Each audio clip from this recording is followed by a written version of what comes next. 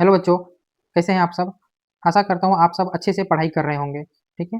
तो आज हम लोग अपने इस गणित के वीडियो में देखेंगे कि किस तरह से हम विलोपन विधि से किसी भी दिए गए क्वेश्चंस को यानी कि प्रश्न को आसानी से हल करेंगे, ठीक है?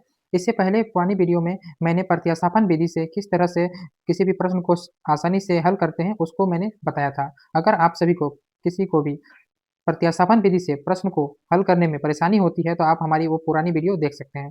तो आइए देखते हैं कि किस तरह से हम लोग विलोपन विधि से प्रश्न को सॉल्व करते हैं। देखिए एक प्रश्न मैंने दिया है, प्रश्न है कि 5 वर्ष पूर्व नूरी की आयु सोनू की आयु की 3 गुनी थी, ठीक है? 5 साल पहले जो सोनू की आयु थी वो नूरी की जो आयु थी वो सोनू की आयु की कितनी थी? 3 गुनी थी। 10 वर्ष पश्चात 10 वर्ष बाद नूरी की आयु सोनू की आयु की 2 गुनी हो जाएगी। तो क्वेश्चन बोल रहा है कि नूरी और सोनू की आयु क्या है?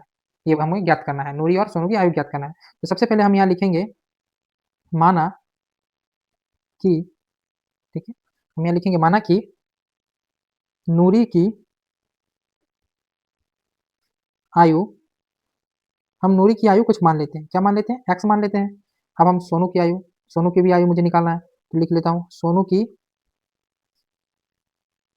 आयु। सोनू की आयु क्या हो जाएगा? वाई मान लेता हूँ, ठीक है? ये इन दोनों की वर्तमान आयु को मैंने मान लिया हुआ है। सोनू नूरी की वर्तमान आयु क्या है? एक्स, और सोनू की वर्तमान आयु को मैंने वाई मान लिया। अब देखिए प्रश्न क्या कह रहा है? प्रश्न से अब हम प्रश्न को एक एक बारीकी से धीरे धीरे पढ़ेंगे। जब भी इस तरह के प्रश्न आपको सामने आ जाए तो आप प्रश्न को काफी बारीकी से ध्यान से समझ कर पढ़ें। आसानी से ये एक एक स्टेप को फॉलो करेंगे तो क्वेश्चन बहुत इजीली आपको सॉल्व हो जाएगा। देखिए ये मान लिया, अब देखिए क्या कर रहा है, बोला है कि 5 वर्ष पूर्व, तो यहाँ लिखूंगा मैं भी 5 वर्ष पूर्व, 5 वर्ष पूर्व नूरी की आयु, नूरी की आयु 5 वर्ष पूर्व नूरी की आयु क्या हो जाएगा? 5 वर्ष पूर्व बोल रहा है, पूर्व मतलब पीछे आना है, बैकवर्ड, है ना? तो अभी वर्तमान में नूरी 1 साल की है, 5 साल पीछे जाना है, तो पीछे जाना है तो मुझे -5 करना होगा, ये ध्यान रखना है, ठीक है? कितनी वर्ष की हो जाएगी नूरी? अब सोनू की आयु, सोनू भी 5 साल पहले कितनी हो जाएगा?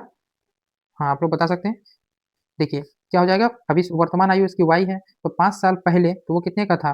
5 माइनस कर देंगे, y-5 वर्ष, और सोनू की आयु y-5, ठीक है?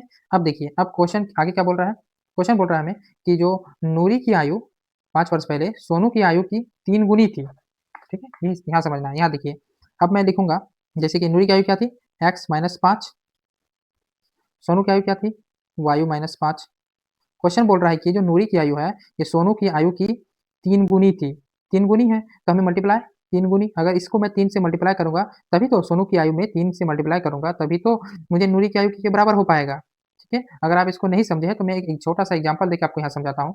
यहाँ देखिए साइड में एग्जाम्पल देता हूँ कि अगर मान लीजिए आपकी उम्र अभी वर्तमान में 5 साल है और आपके भाई की वर्तमान उम्र अभी 2 साल है, ठीक है? आप आप दोनों की उम्र को अगर बराबर करना हो मुझे तो क्या करना होगा? इसके इनमें इसमें इसके आयु में मुझे क्या करना होगा? 3 में ऐड करना होगा, तभी तो ये आपके बराबर हो पाएगा, ठीक है? तभी तो ये आपके बराबर हो पाएगा। ये भी अब देखिए 5 हो गया, ये भी 5 हो गया, यानी कि हम ये सीखे कि अगर 2 आयु दी हुई हो, जिसकी आयु कम होती है ना, उसको बड़े वाले के आयु के बराबर करनी होती है। तो बड़े वाले जो भी बड़ा, जैसे नूरी यहाँ बड़ी है और सोनू छोटे हैं, तो सोनू को नूरी के बराबर करने के लिए हमें सोनू में 3 से मल्टीप्लाई करना होगा, क्योंकि यहाँ क्वेश्चन बोल रहा है कि नूरी जो है वो 3 गुनी बड़ी है किससे? सोनू से, इसलिए हमें सोनू में 3 से मल्टीप्लाई करना होगा। ये बात क्लियर हो गई आपको? अब देखिए आगे, अगर नहीं क्लियर है फिर से आप इस वीडियो को देखेंगे तो आपको क्लियर हो जाएगा। अब इसको मैं सॉल्व करूंगा तो क्या होगा?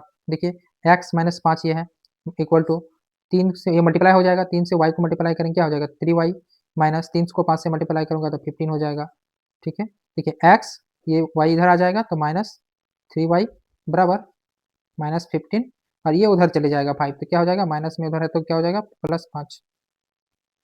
देखिए x-3y बराबर, अगर इसको घटाऊंगा तो क्या हो जाएगा? -10। ये हो गया मेरा क्या? समीकरण 1, ठीक है? मैंने समीकरण 1 बना लिया।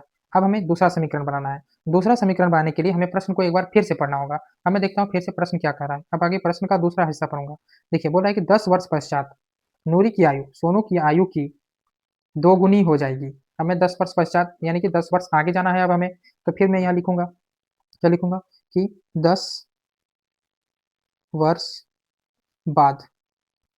देखिए 10 वर्ष बाद क्या हो रहा है, 10 वर्ष बाद हमें नूरी की आयु निकालनी है। नूरी की आयु क्या हो जाएगी 10 वर्ष बाद नूरी की आयु?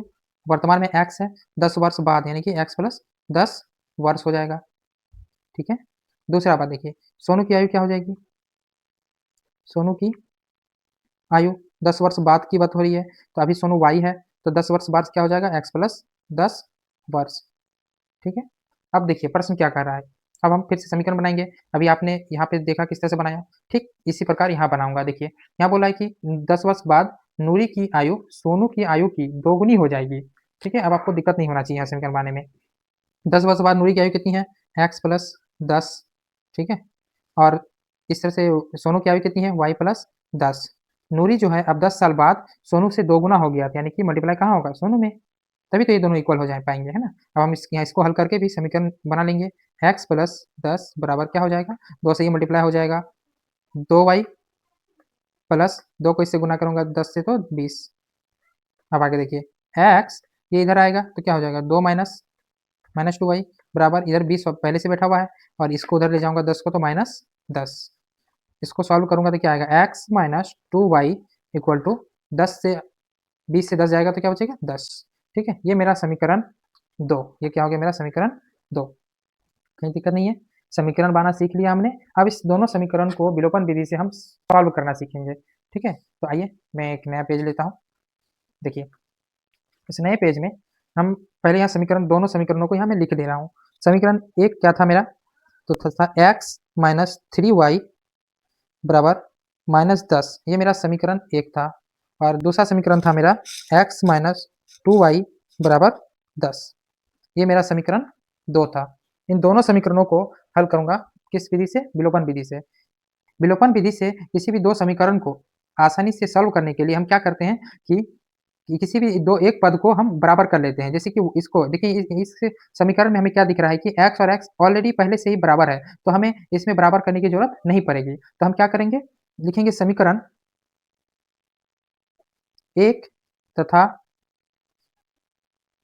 समीकरण दो को घटाने पर, घटाने पर ये कैसे मुझे मालूम पड़ा कि इसे घटाना ही है या जोड़ना है ना। तो इसे आप देखिए कैसे समझेंगे, यहाँ देखिए पहले मैं लिखता हूँ फिर आपको समझ में आएगा। x माइनस 3y बराबर माइनस 10 लिखा हुआ है। अब मैं क्या लिख रहा हूँ? दूसरा समीकरण x माइनस 2y बराबर 10। जब आप इसको इस तरह से लिखेंगे तो हमेशा ध्यान रखेंगे कि नीचे जो साइन है, देखिए यहाँ इसमें x से पहले क्या है? प्लस है, कुछ नहीं है तो प्लस साइन है। प्लस साइन है तो यह साइन बदलता है, यहाँ प्लस है तो यहाँ क्या हो जाएगा? माइनस। यहाँ देखिए यहाँ क्या है? यहाँ भी माइनस है तो यहाँ क्या हो जाएगा? प्लस। और यहाँ देखिए क्या है? यहाँ क्या है? प्लस है तो यहाँ क्या हो जाएगा? माइनस। तो देखिए अब क्या करूंगा, ये बड़ा अब भूल जाइए आप, यहाँ जो साइन था। अब ये नीचे देखिए, यहाँ देखिए प्लस, यहाँ देखिए माइनस। प्लस माइनस क्या होता है? माइनस। यहाँ देखिए प्लस, यहाँ माइनस, प्लस माइनस माइनस, इसीलिए मैंने लिखा यहाँ घटाने पर। ठीक है, इस तरह से हम समझ सकते हैं। जब आप क्वेश्चंस को बार बार सॉल्व करेंगे, बहुत सारी प्रैक्टिस करेंगे, तो आपको देखते ही पता चल जाएगा मुझे जोड़ना है या घटाना है। ठीक है, ये सब प्रैक्टिस पे आएगा। अब देखिए प्लस और माइनस क्या हो जाएगा? माइनस हो जाएगा, यानी x से x खत्म हो जाएगा। बचेगा क्या मेरे पास? देखिए माइनस प्लस माइनस होगा, यानी कि 3y से 2y को जब घटाएंगे तो क्या बचेगा? y बचेगा। और ध्यान रखना है y जो बचेगी बड़ी संख्या के साथ माइनस है, इसलिए यहाँ भी क्या आ जाएगा? माइनस। बराबर, देखिए यहाँ माइनस और माइनस क्या हो जाएगा? प्लस, यानी कि 10 और 10 जुड़ जाएगा, क्या हो जाएगा? 20। बट साइन क्या आएगा? माइनस। क्यों? क्योंकि बड़ी संख्या यहाँ जो है माइनस, यहाँ दोनों ही बराबर संख्या है तो माइनस साइन है तो माइनस आ जाएगा। अब देखिए y से y खत्म हो जाएगा और y बराबर मुझे मिल जाएगा 20। यहाँ y की वैल्यू मुझे निकल गई। अब हमें निकालना है x की वैल्यू, तो हम क्या करेंगे, इस y के मान को इन दोनों में से किसी भी एक समीकरण में रखेंगे। आप किसी भी समीकरण को ले सकते हैं, आंसर सेम आएगा। तो हम क्या लिखते हैं यहाँ, y का मान समीकरण एक को लेता हूँ, समीकरण एक में रखने पर, जब मैं समीकरण एक में y का मान रखूंगा तो देखिए क्या होगा। समीकरण एक हमारा क्या है? x, क्या लिखा हुआ? x माइनस 3y बराबर माइनस 10। ठीक है, यहाँ पे y का मान कितना है? 20। 20 यहाँ y की जगह क्या रखना होगा? 20। तो देखिए x क्या लिखूंगा? x माइनस 3 मल्टीप्लाई y की जगह पर क्या रखेंगे? 20। 20 बराबर माइनस 10। ठीक है, अब इसको मैं सॉल्व करता हूँ। x माइनस देखिए 20 क्या हो जाएगा? 60 बराबर माइनस 10। ठीक है, जब आप इसको सॉल्व करेंगे तो क्या हो जाएगा? x बराबर माइनस 10 यहाँ पहले से है, इसको जब उधर ले जाएंगे तो क्या हो जाएगा बताइए? प्लस 60। तो x बराबर क्या हो जाएगा, प्लस माइनस माइनस हो जाएगा, यानी कि 60 में से 10 जाएगा तो 50, और साइन यहाँ प्लस आएगा, क्यों, क्योंकि ये बड़ी संख्या है, बड़ी संख्या के साथ प्लस है इसलिए प्लस आएगा, ऐसे भी एज माइनस में नहीं आ सकता है, इसलिए ये 50 आ गया। तो x दोनों की वैल्यू निकल गई। अब हम देखिए क्या, ये हो गया आंसर। अब हमारा क्या है, हमने नूरी की आयु को शुरू में देखिए यहाँ मैंने नूरी को क्या माना था, नूरी की वर्तमान आयु x माना था और सोनू की वर्तमान आयु y माना था, तो यहाँ पे क्या लिखेंगे, अतः नूरी की आयु क्या माना था, x बराबर 50 वर्ष तथा सोनू की आयु जो कि मैंने y माना था वो क्या हो जाएगा, अभी मैंने y की वैल्यू निकाली कितनी, 20 वर्ष। ठीक है, ये था हमारा उत्तर। आशा करता हूँ आप सभी को समझ में आया होगा। आप सब एक बार वीडियो को अच्छे से देखकर फिर खुद से इसको हल करने की कोशिश करें। ठीक है, जब तक आप खुद से हल नहीं करेंगे तब तक आपको क्वेश्चंस अच्छे से समझ में नहीं आएंगे और आप बार बार क्वेश्चंस बनाते वक्त फंसेंगे।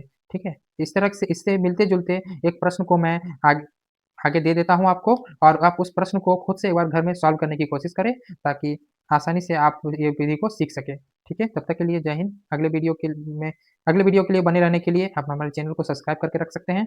धन्यवाद।